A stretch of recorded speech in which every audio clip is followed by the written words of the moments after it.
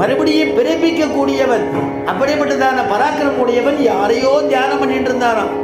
தியானத்திலேருந்து எழுந்துண்டா. எழுந்த உடனே தர்மர் வந்தார். கிருஷ்ணா, நீ யாரப்பா தியானம் பண்ற?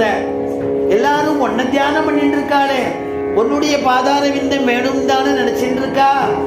அற்புதமான நீ அர்க்கமண்டல மத்தியஸ்தம் யோகிகள்லாம் சூரியத்துக்கு நடுவுல உன்னை பார்க்கிறா. ஞானிகள்லாம் அந்தரியாமியாக அவருடைய ஹிருதயத்திலேயே உன்னை பார்க்கிறா. ஆழ்வார்கள்லாம் அச்சாரூபத்தில் இருக்கக்கூடிய உன்னை அனுபவிக்கிறா. சம்சாரிகள்லாம் எங்கெங்கே பார்க்கிறாளோ அங்கெல்லாம் உன்னை கைகூப்புறா என்று பல ரூபத்தில் அனுபவிக்கிறா. பிரபு கிருஷ்ணா, நீ யாரப்பா தியானம் பண்ற அப்படின்னு உடனே தர்மரை பார்த்து கேட்கிறார். தர்மரே, அதை நீ தெரிஞ்சுக்கணும்னு ஆசைப்படுறீங்களா? என்னோட வாரும் அப்படிங்கிறார். ஆச்சரியமான யுத்த களம். யுத்த களத்துல அம்பு படுக்கையில படுத்துட்டு இருக்கக்கூடிய பீஷ்ம பிதாமகரை காண்பிக்கிறார்.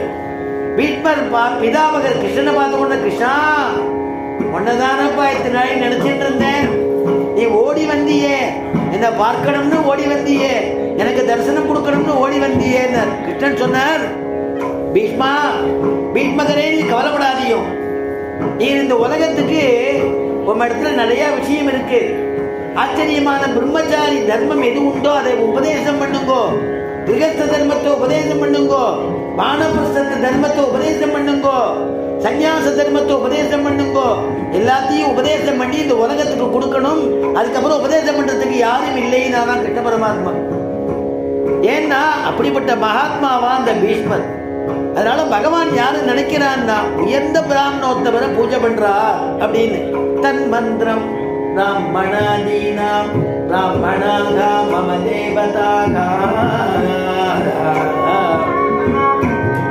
அப்படின்னு சொல்லியிருக்கு இல்லையா.